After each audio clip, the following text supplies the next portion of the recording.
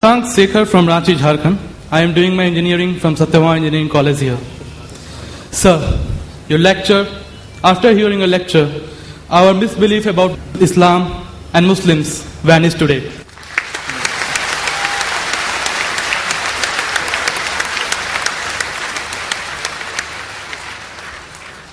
Sir, I have been to Jammu and Kashmir and have seen the trauma and pain that the people are suffering there because of the so-called jihad of some Muslims. Sir, my question is that does Islam support such activities? If no, then what actually the word jihad means? Is it in accordance with the 56th verse of the 7th chapter of Quran which says, do not mischief? Or the 40th verse of 42nd chapter which says, forgiveness is better than retaliation? Or the 32nd verse of the 5th chapter which states, if anyone killed a person, he kills the mankind. Sir, I have one more question in the same context. And it is, that does Islam teaches to give priority to the religion, that is dharma or mazhab, before the country or motherland, that is matribhumi or Qaum? Thanks a lot. The brother asked you very good questions. The first question is regarding concept of jihad. He says that why are people fighting? He's been to Kashmir. About jihad, does Islam encourage this fighting? What is the meaning of jihad? Does it not disagree with the quotations he gave of Surah Ma'idah chapter 5 verse 32? Brother, as far as the word jihad is concerned, there's a misconception not only amongst the non-Muslims, but even among the Muslims. What most of the people think, that any war fought by any Muslim for any reason, whether it be for his personal gain, whether it be for politics, whether it be for language, whether it be for color, it is called as jihad. Jihad does not mean any war fought by any Muslim. Jihad comes from the Arabic word jahada, which means to strive, which means to struggle. Like how we have jiddu jahad. So jihad basically means to strive, to struggle. And in the Islamic context, it means to strive against one's own evil inclination. It also means to strive to make the society better. It even includes to strive in the battlefield to fight in self-defense. Jihad also means to fight against oppression and tyranny. Jihad basically means to strive or struggle. Many people have misconception that jihad means holy war. And many people translate jihad as holy war. The Arabic word for holy war is harbun muqaddasa. If you read the Quran, nowhere in the Quran, not a single verse, nowhere in the authentic hadith of Muhammad sallallahu alaihi wasallam is this word harbun muqaddasa mentioned anywhere. There's no harbun muqaddasa at all. The translation of jihad is not holy war at all. This word holy war was first used by the historians to describe the crusades of the Christian, who spread Christianity and who killed thousands of people in the name of Christianity. Unfortunately today, many people, including so-called Muslim scholars, inverted commas, they translate jihad as holy war. It's a mistranslation. Yes, jihad means to strive, to struggle. One of the striving can include fighting. Fighting also should be in the way of Allah subhanahu wa ta'ala, that is qital fi sabilillah. Now regarding a question, that why does Islam encourage fighting and killing? And there are many critics of Islam who normally say, Islam is a ruthless religion. It always says that we should kill the non-Muslim wherever we find them. Many critics, including the critic of India, Arun Shuri, and he writes in his book, The World of Fatwa, he quotes Surah Tawbah chapter number 9, verse number 5 and says, that the Quran says, wherever you find a kafir, into bracket Hindu, that you kill them. And if you open the Quran, Surah Tawbah chapter 9, verse number 5, and if you read, it does say, wherever you find a kafir, you kill. But this is a quotation out of context. For the context, if you read the first few verses, it speaks about a peace treaty between the mushriks of Makkah and the Muslims. If you read Surah Tawbah, chapter 9, first few verses, it speaks about a peace treaty between the Muslims and the mushriks of Makkah. Now this peace treaty was unilaterally broken by the mushriks of Makkah.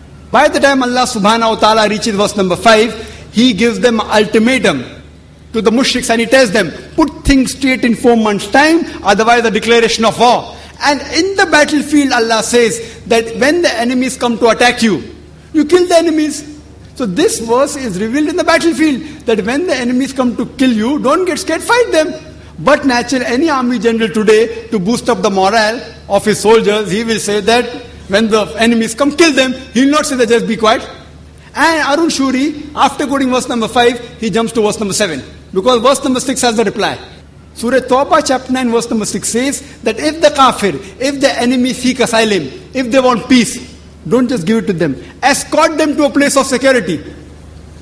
if the enemy wants peace or asylum, escort them to a place of security. Today, the most merciful army general, maximum will tell his soldiers that let the enemy go.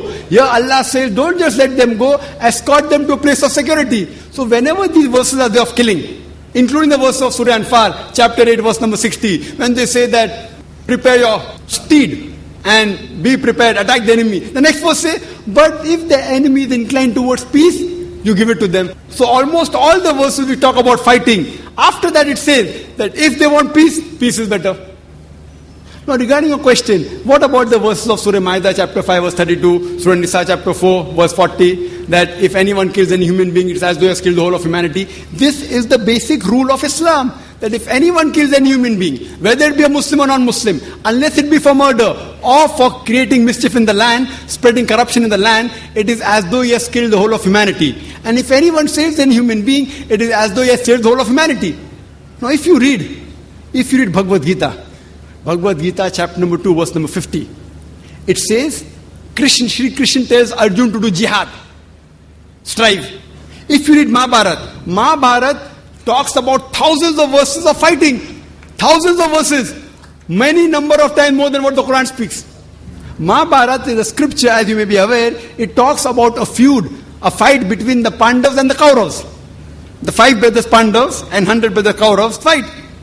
And Bhagavad Gita is a part of Mahabharata, 18 chapters in which Shri Krishna, Lord, he gives advice to Arjun. Arjun says in Bhagavad Gita chapter number 1, verse 42 to 46, that I would prefer getting killed unarmed rather than fighting my cousins. How can I fight my cousins? The Kauravas, my cousins. I would prefer getting killed unarmed rather than fight. Immediately Lord Krishna, you know what does he say? In chapter number 2, verse number 2 and 3 says that how could such impure thought come in your mind? It is sinful. How could you become so impotent? How could your heart become so weak? So Lord Krishna says such thoughts are impotent. They are impure. They are sinful. It will prevent you from going to the heavenly planets, going to Jannah. After that, Bhagavad Gita, chapter number 2, verse number 31-33 says, he says, Lord Krishna, he says to Arjun, that it is the duty of a Kshatriya to fight. If he does not fight, he shall not go to heaven. And if you do not fight, you are doing a sin. So if you analyze in Bhagavad Gita, Krishna says that you have to fight. Imagine if I take verses of Bhagavad Gita and say that Lord Krishna tells Arjun that you have to kill your relatives. If I quote out of context, it will be devilish.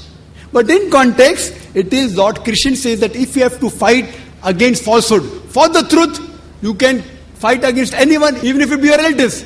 So now in context, it makes sense that if you have to fight for justice, even if it be against your relatives, there's no problem. So that is the message of Bhagavad Gita and Mahabharata, fighting truth against falsehood. The moment I tell a Hindu about Mahabharata and Bhagavad Gita, he has the knowledge. He says, no, but Mahabharata and Bhagavad Gita is a fight between truth and falsehood. That is the same thing what's mentioned in the Quran. So moment I quote to you Bhagavad Gita, Mahabharata, you understand the Quran better. And furthermore, many people say, oh, this Quran talking about jihadis. If you do jihad, if you die, you go to Jannah. Many critics, including Arun Shuri, quote.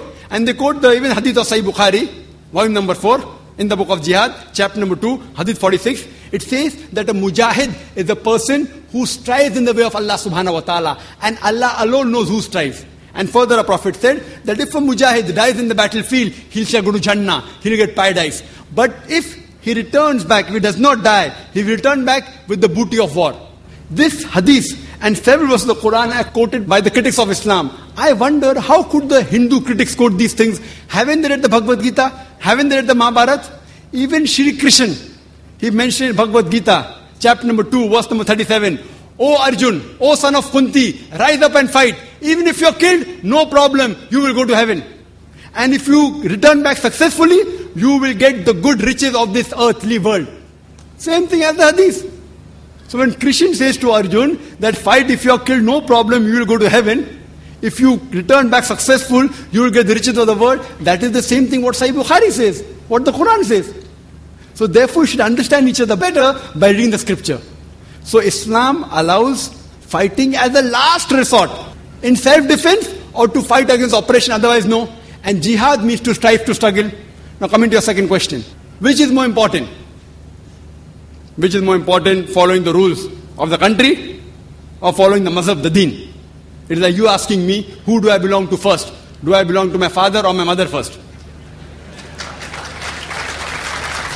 Brother, as far as following the rules of the country and following the rules of deen, Almighty God is concerned, Almighty God is our creator. He is more superior to us. Following the rules of deen is more important for us than any other rule laid down by father, mother, or any country. But I am an Indian. I know there's not a single law in the Indian constitution which prevents any Muslim in India to follow Islam.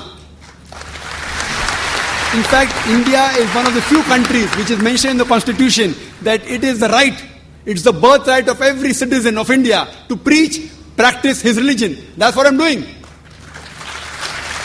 There is not a single law in India which prevents me from doing something which is farz or compels me for doing something which is haram.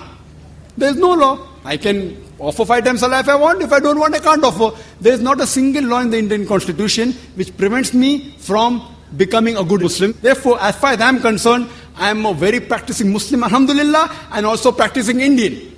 And if by definition, by geographical definition, an Indian geographically is called a Hindu. So if Hindu means a geographical definition, I am a Hindu living in India and I am a practicing Muslim.